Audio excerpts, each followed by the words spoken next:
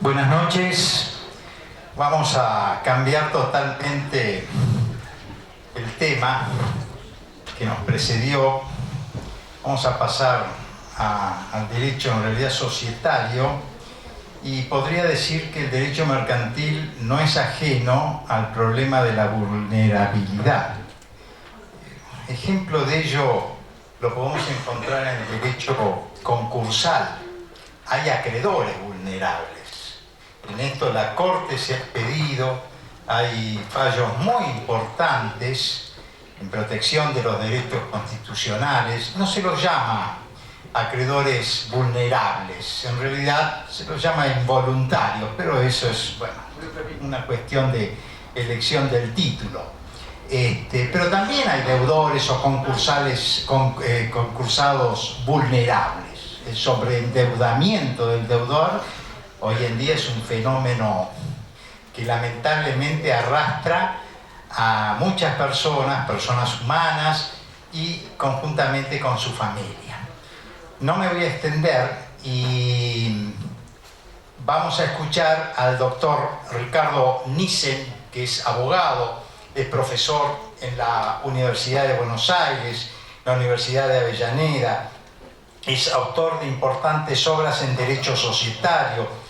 Se ha desempeñado como inspector general de justicia, ha sido director de la carrera de posgrado en especialización de Derecho de la Empresa de la Universidad Notarial Argentina, y es director de la revista Doctrina Societaria y Concursal. Nos va a hablar acerca del socio vulnerable, así es que, doctor, lo escuchamos ansiosamente. Bueno, muchas gracias. También yo quiero expresar mi satisfacción estar en San Isidro, de haber sido invitado a este lugar tan prestigioso para dar una charla dentro de un contexto diferente, porque los temas que se han tratado acá no tienen mucho que ver con lo que yo voy a hablar, pero sí en materia de vulnerabilidad, porque en realidad durante 45 años que ejerzo la profesión de abogado, 43, 45, he siempre tenido mi predilección por defender las minorías. Eso no significa que dentro del ejercicio de mi profesión, que casi siempre es el derecho societario, no haya tenido que defender a mayorías, pero me siento mucho más cómodo cuando defiendo a la persona más vulnerable, si lo podemos llamar de alguna manera. Realmente tiene motivos el accionista minoritario para sentirse vulnerable. Tiene motivos por la organización de la sociedad de Argentina, tiene motivos porque esos preconceptos que tienen los jueces en materia de conflictos societarios, en donde el que tiene la plata tiene la razón, el apego a determinados dogmas que están por encima de la ley, el predominio de la jurisprudencia del tribunal por sobre la ley misma, en fin, una punta de cosas, y una época que no ayuda también. Depende mucho de las épocas que nos vamos transitando, qué tipo de gobierno es el que tenemos, para saber cuáles son las protecciones o dónde se pone el foco cuando se trata de un conflicto entre mayorías y minorías, o sea, un conflicto interno entre la sociedad. Hoy estamos viviendo épocas difíciles, digamos, estamos saliendo de épocas difíciles, aparentemente, porque toda la legislación que se dictó entre el año 2016 y 2019 es una legislación que siempre ha protegido, hablando de derecho mercantil en general y derecho societario en particular, ha protegido a los grandes grupos empresarios, ha protegido a los CEOs, ha protegido a los directores, ha desprotegido a los accionistas minoritarios, no ha fomentado las inversiones, y fundamentalmente una jurisprudencia elaborada a la luz de los nuevos paradigmas societarios que empiezan curiosamente, fíjense curiosamente, con el Código Civil y Comercial de la Nación, pero que fundamentalmente explotan con el tema de la aparición de las sociedades offshore y especialmente el tema de las SAS, han encontrado en un nuevo proyecto de reforma de la ley de sociedades un ámbito muy específico para consagrar mayores desigualdades contra las cuales se combatió durante muchísimos años. Allá por el mes de mayo nos enteramos, para los que nos interesa el tema, que se había designado una comisión de juristas, un expediente abierto por dos senadores, uno del justicialismo y otro del partido de Cambiemos, en donde se designó una comisión para reformar la ley de sociedades. esto fue en junio del 2019, cosa muy rara para una época en donde estamos en época de elecciones, que realmente con las PASO a un mes y medio de la presentación del proyecto era un poco aventurado, ¿no es cierto? Y si las PASO no salen mal, habría que ver, les tengo que explicar primero el tenor de cuáles son las modificaciones. El tenor no podía ser otro que ¿cómo les podría decir? Enervar los derechos de las minorías, los derechos de los terceros, que son los principales perjudicados por el mal funcionamiento de la sociedad, y la bonificación de los derechos y la situación de los socios mayoritarios, o como lo llama la ley de sociedades, socios controlantes. Bueno, el proyecto empezó a tener alguna difusión, no circulación, porque en la página de internet aparece como que el proyecto está presentado y no ha tenido una actividad posterior, pero en realidad cierta doctrina y ciertos núcleos de abogados o magistrados le dieron enorme trascendencia, a punto tal que se celebró hace muy pocos días un congreso en la ciudad de Rosario, donde fue una especie de panegírico, ¿no?, de este proyecto y fundamentalmente de un nuevo fenómeno societario que se instaló en Argentina en el año 2017 y que parece ser el motor impulsor de un nuevo paradigma que se llama la sociedad por acciones simplificadas, más conocidas como SAS. Bueno, no parece que después de lo acontecido el 11 de agosto, ¿no es cierto?, en 2019 este proyecto pueda tener mucha continuidad, porque es un proyecto que parece elaborado para establecer un manto de olvido, o un manto de perdón, o una autoamnistía contra algunos excesos societarios que se produjeron desde los años 2016 a 2019. Las pautas que van a regir si este proyecto fuese sancionado, lo cual es muy difícil, en materia de sociedades constituidas por el extranjero, consagrarían a la Argentina como un país que se llama offshore friendly, o sea, un país, va a ser la Argentina, que va a destacar por su amistad con las prácticas de offshore, cuando durante la primera década de este siglo se ha combatido muchísimo en Argentina, único país en el mundo que combatió con seriedad a este tipo de compañías fantasmas, que son sociedades de argentinos, para actuar en la Argentina, pero para liquidar sus impuestos en un lugar donde los impuestos se liquidan a un 10% de lo que se pagaría en cualquier país civilizado del mundo. Esto es ilegítimo, por donde se lo mire. Es ilegítimo aunque usted declare tener un offshore, declare en la firma, porque esto no tiene absolutamente nada que ver. En fin, pero es una situación que costó el cargo a ministros y funcionarios importantes en países europeos, pero que acá, como todo, se normalizó. ¿Qué tiene de malo? ¿Por qué no puedo tener? Si yo quiero, ¿quién me lo prohíbe? Lo que no está prohibido está permitido, o me lo dijo mi papá. Un argumento de mayor a menor, el último en el entorno familiar directamente, pero que iba directamente en consonancia con una especie de protección a muchísimos funcionarios que atendían de los dos lados del mostrador. Habían sido ministros de carteras importantes y por el otro lado seguían defendiendo los intereses de las sociedades que habían trabajado durante toda su vida. Y uno se preguntaba, ¿y esto cuándo va a terminar? Y entonces, por supuesto, alguna pregunta se filtró dentro de este ambiente periodístico tan particular que se vivió en estos últimos años, y algunos le preguntaron, le dijeron, y bueno, ¿cuándo va a dejar de tener interés contrario? Porque usted sigue siendo cliente, usted sigue siendo accionista de determinada empresa. Y no, yo vendí. Muy bien, yo vendí y no tengo nada más que ver. Entonces uno se pregunta, ¿y cómo podemos saber los argentinos si se vendió o no se vendió? Si este señor sigue siendo accionista o no sigue siendo accionista, o socio o no socio, o partícipe de un offshore o no partícipe de un offshore, para quien las considera legítimas, porque como yo parto de la idea que son ilegítimas, jamás daré un ejemplo de una actitud coherente dentro de una sociedad constituida en una guardia fiscal. Pero ahora, nosotros teníamos una muy buena norma, que era que en materia de sociedades anónimas, las sociedades se inscribían en un registro privado, tema que debía ser aclarado muchas veces por los abusos que llevó, pero en materia de SRL, las transferencias de cuotas sociales se inscribían en el registro público de comercio, para que sea oponible a terceros. Y si el ministro tal me dice que vendió las cuotas que tenía en tal sociedad, podemos ir al registro, que por algo es público, y saber si concretamente este señor se había desvinculado de sus cuotas y poder ver el contrato. Pero esto no sucede, señor. Esto no va a suceder nunca, porque las grandes empresas en donde estos señores tenían conflicto de interés generan sociedades anónimas y las transferencias de acciones que llevan a través del registro privado que está legislado en el artículo 215, a donde no tienen acceso a los terceros ni tampoco es público, es un registro privado. Esto se agrava con la SAS. La SAS es una cosa espectacular. Yo que soy, en fin, estaría mal que lo diga, pero bueno, he dedicado mi vida a estudiar, mientras otros estudian otras cosas, yo estudiaba sociedades porque me gustaba. Otra cosa más, hay todas cosas más interesantes, a mí me gusta siempre lo que hice. Y con relación a las SAS, son sociedades que son patéticas. Se crean en el año 2017 para fomentar la actividad del emprendedor. Bueno, ¿quién era emprendedor en la Argentina? Bueno, qué misterio. Porque no hay un registro de emprendedores. Algunos dijeron que San Martín y Belgrano eran emprendedores. Otros dijeron que poner una silla en la puerta de la casa y cortar el pelo a mitad de precio era un emprendedor. Otros, o sea, dar asado en la parrilla de su casa a la tarde antes de comer y ofrecerle el asado a los terceros era también ser un emprendedor. Es un emprendedor. Pero bueno, admitamos como se dice vulgarmente, que el argentino tiene el ADN, tiene el ADN y que es un emprendedor por vocación y por naturaleza. Muy bien. ¿De qué se diferencia una SAS de una sociedad anónima? Para poner dos extremos.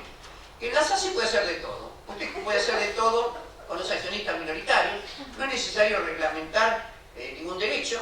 Tienen un capital de 25.000 pesos. Se pueden dedicar a cualquier cosa. No existe el principio de la especialidad.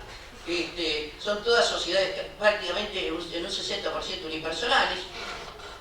Eso está bárbaro. Mientras que si usted tiene una sociedad anónima, usted tiene que prever una serie de requisitos, un capital suficiente, evitar la infracapitalización para que no sufran los terceros que normalmente no pueden cobrar cuando la sociedad no tiene plata y los accionistas limitan su responsabilidad al aporte efectuado.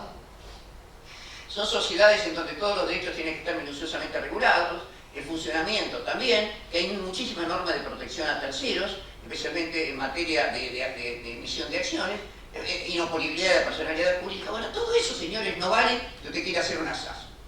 Entonces, usted viene un comerciante y le dice, bueno, yo quiero hacer una sociedad. Está esta, que tiene un capital mínimo de 100.000 pesos, creo, o está esta, que tiene un capital mínimo de 25.000 pesos, y está la anónima, que usted tiene que poner un solo objeto, y esta que puede hacer lo que usted se le canta, que puede actuar en Argentina y en el extranjero, y puede ser constituida por argentinos y extranjeros, que no tiene que reglamentar los órganos, que no tiene que reglamentar la mayoría. ¿Y quién va a elegir el candidato? Y encima, perdón, le garantizamos que va a salir en 24 horas y aparte la puede hacer desde su casa por internet. Mientras que la otra tiene que ir al instrumento público, al expediente judicial, etcétera, etcétera. Bueno, bienvenido para los emprendedores. No, ahí está el problema. Que no es para los emprendedores. Porque como no hay ningún registro de emprendedores, usted puede hacer una SAS sin ser emprendedor. Porque le repito, de acuerdo a cierta doctrina política, los argentinos tenemos el ADN de emprendedores en la sangre. Entonces, son sociedades que cualquiera puede elegir. En una puedo hacer de todo, puedo afectar los derechos de terceros y de los socios minoritarios, y en otra, bueno, tengo concretas limitaciones a manera de actuar, precisamente en beneficio de los socios y de los terceros. No puedo tener un capital mínimo porque afecto la seguridad. O sea, por suerte, el Código Civil y Comercial trae el deber de prevención del daño, con lo cual el hecho de tener sociedades infracapitalizadas es un tema que interesa a todo el elenco de socios, que se tiene que preocupar que no esté. En una sociedad que tiene 20.000 pesos de capital social, porque hizo eso hace 15 años, y los socios limitan su responsabilidad al aporte efectuado, y una camioneta de esta sociedad va por la calle y lastima a una persona, en fin, que sufre todo tipo de daños, ¿qué hacemos? Algo dijo recién el doctor, tenemos supuestos de concursales en donde la Corte Suprema, de una manera u otra, ha intentado reparar. Pero ¿no les parece a ustedes que una sociedad que no tiene capital y un accionista que no responde sino por lo que puso hace 20 años es un clásico ejemplo de abuso de derecho? ¿A ustedes les parece que pueden hacer girar hoy una sociedad, incorporarla al tráfico mercantil con 100.000 pesos y después no aportarle nunca más un peso cuando el balance surge que el nivel de gastos es 2 o 3 millones de pesos? ¿Cómo podemos compatibilizar? Y ustedes saben que la sociedad no puede tener un objeto múltiple porque le impiden numerosas normas imperativas de la ley de sociedades, le impiden numerosas normas imperativas de la ley de sociedades, pero que para la SAS puede ser cualquier actividad. Y en Buenos Aires, que es donde yo ejerzo, las últimas resoluciones del IGJ, en consonancia con esta filosofía de libertad, supuesta libertad y transparencia, ha dicho que el capital no tiene nada que ver con el objeto. O sea que usted puede dedicarse a construir barcos con un capital de 100.000 pesos. Una incongruencia total, que venimos luchando hace 25, 30 años para que esto no suceda. Para que no sean los terceros y los socios las víctimas del mal actuar de la sociedad. Los socios minoritarios, no les digo de las SAS, porque ya las SAS ya sería el colmo. Las SAS se crean bajo un ambiente, como les dije, dentro de la ley de protección, de apoyo a la actividad de emprendedores, y están reglamentadas dentro de esa ley, como si fuera exclusivamente para emprendedores, ¿no es cierto? Pero es obvio que nosotros tenemos que estar pendientes en que nadie puede salir lastimado de una sociedad que no actúa de acuerdo a las reglas de uso, las reglas normales de uso, como dice el profesor Galgano. Las sociedades no están para causar un daño, las sociedades no están para afectar los derechos de la mujer divorciada, ni para afectar los derechos hereditarios, ni para quebrar los principios que gobiernan la legítima, ni para hacer concursos fraudulentos, ni para hacer y para perjudicar a las minorías, etcétera, etcétera, etcétera. Las SAS quiebran todo este esquema y las SAS están íntimamente emparentadas con las sociedades offshore, íntimamente emparentadas. Un estatuto de una sociedad offshore es prácticamente igual que un estatuto de las SAS, prácticamente igual. Pueden circular por cualquier parte del mundo, los libros también no tienen que estar en la sede social como en las demás sociedades, tienen un capital ínfimo, como les dije, pueden hacer cualquier tipo de actividad y ni siquiera pueden, están obligados a registrar la transferencia de las acciones porque el estatuto de la SAS establece que cuando se redacte el estatuto puede establecerse que no se inscriban las transferencias y dejar sin efecto lo dispuesto por el artículo 215 de la Ley de Sociedades. Con lo cual, si bien las acciones van a ser nominativas, siempre van a estar en nombre de los socios fundadores. Mientras tanto, como no hay obligación de inscribirlos, si así lo pone el estatuto, nadie sabe quiénes van a ser los titulares de las acciones. Concretamente, sociedades offshore, y a mi juicio, y SAS están íntimamente emparentadas. El accionista minoritario está también perjudicado no solamente por el controlante, a pesar de que la ley 19.550 prevé numerosos derechos inderogables, protegidos por normas de evidente orden público. Alguien me va a decir, no doctor, no hay orden público societario, son normas imperativas. Y yo creo que este es un tartueque de terminología legal, ¿no es cierto? Se dicen las cosas con una palabra diferente para intentar dar una impresión de que se tratan de cosas diferentes cuando es lo mismo.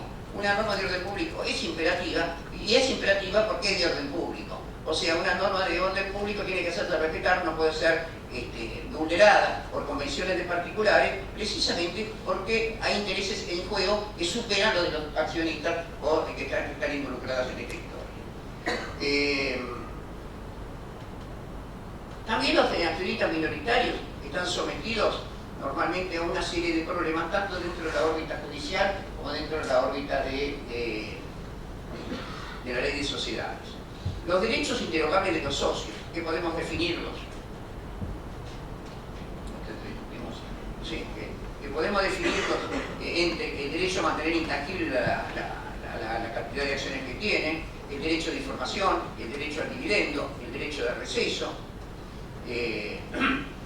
Todos estos derechos están muy bien, y derecho al voto acumulativo, están para incorporarse al directorio más por minoría, están muy bien reglamentados, pero la historia del derecho societario argentino es la historia de la violación a los derechos elementales y fundamentales.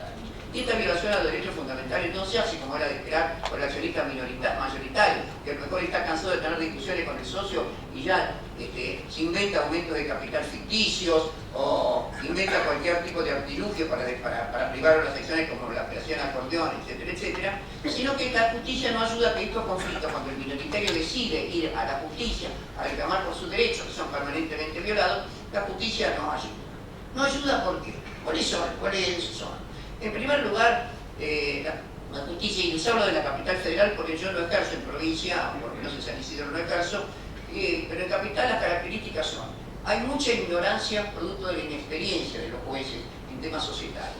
Los jueces no pueden ejercer el comercio, o no podían ejercer el comercio de acuerdo al Código de Comercio de 1857 y 1839, y por lo tanto no se le puede pedir a un juez que hizo la carrera judicial y que llegó a juez por la carrera judicial y no por la experiencia del ejercicio profesional, como debería ser. Nunca ha ido a una asamblea y nunca ha ido a una reunión de directorio, no sabe lo que es un canje de direcciones, no sabe lo que es percibir un dividendo, no sabe qué es vivir de las rentas societarias, etcétera, etcétera. Entonces los jueces, ¿por cómo juzgan? No juzgan por la ley, juzgan por los criterios o de jurisprudencia anteriores, si es posible del mismo tribunal o de la misma sala, o de otra sala, cuando esto fuera necesario porque no hay precedentes de la misma sala. Y el juez de primera instancia, siempre en Buenos Aires, le repito, no quiero ofender a nadie, el juez de primera instancia juzga de acuerdo a lo que le puede decir la Cámara y no a su propio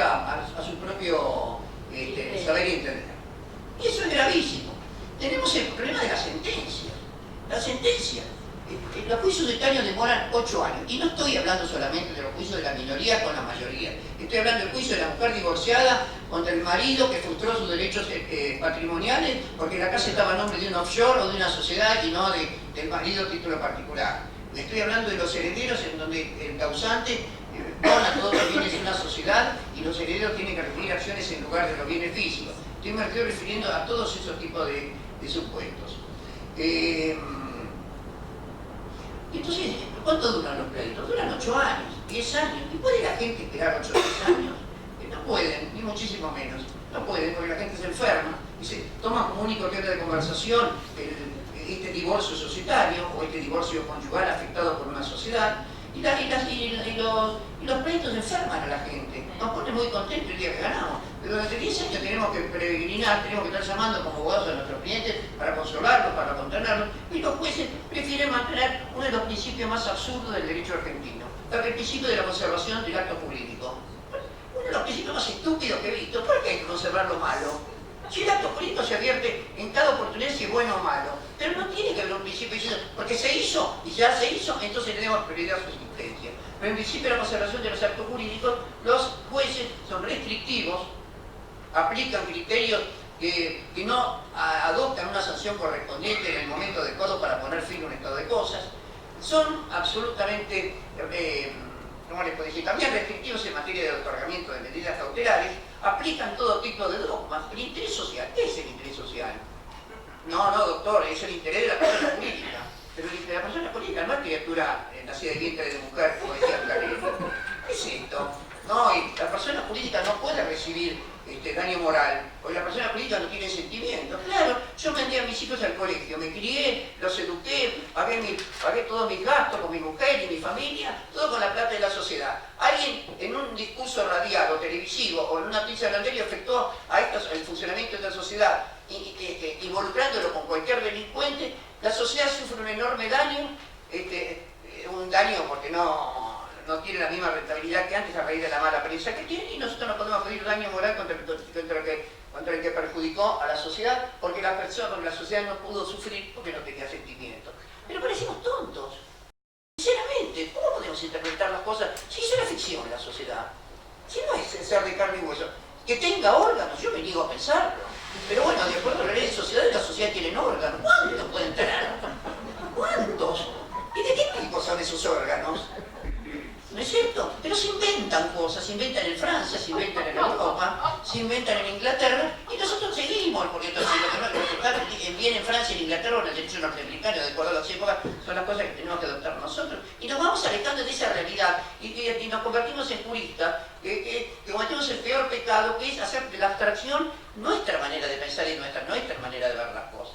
El problema no es tanto cuando los abogados o los profesores los tienen, sino que el problema es cuando los jueces padecen esto, porque si encima tienen ultradogmatismo y no tienen experiencia en ir a una asamblea o ir a una asamblea o una reunión de directorio, mal puedan resolver un conflicto societario. Y de ahí esa jurisprudencia que dice que los estados contables, las decisiones asamblearias que aprueban los estados contables no pueden ser suspendidas provisoriamente. ¿Cómo no? Si es un derecho penal, si se prueba un balance, ¿cómo no va a ser suspendida para evitar los perjuicios a terceros? ¿No es cierto?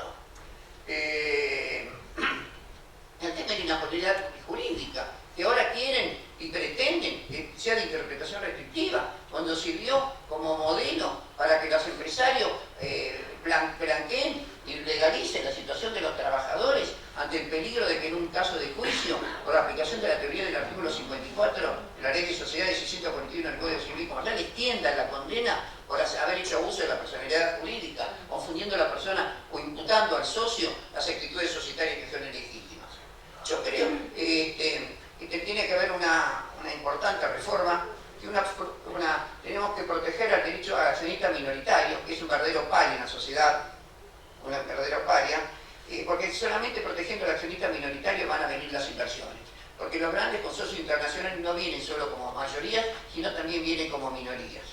Tenemos que evitar que la ley de sociedades sea una ley que se haga para calcular la mayoría, el régimen de quórum, establecer qué temas son de asamblea ordinaria y extraordinaria. Tenemos que hacer una ley de sociedades para proteger también a los terceros y evitar esas infracapitalizaciones o situaciones absolutamente anormales. Tenemos que asumir y agravar las responsabilidades del administrador que administró mal para beneficiar a su grupo. Tenemos que volver al régimen de las sociedades irregulares, en donde los socios, por no haber querido cumplir con una norma de orden público como es la publicidad del contrato, pasen a tener nuevamente responsabilidad solidaria ilimitada. No sé para qué sirve la sociedad de una sola persona, que con el condominio, como es el condominio de una sola persona, o una sociedad conyugal constituida por un soltero, porque la verdad que no se entiende, que es una sociedad de un solo socio, pero era la gran panacea. La gran panacea fueron la sociedad de un solo socio, la SAS y la sociedad de la sección de cuarta, o de la sección cuarta, perdón.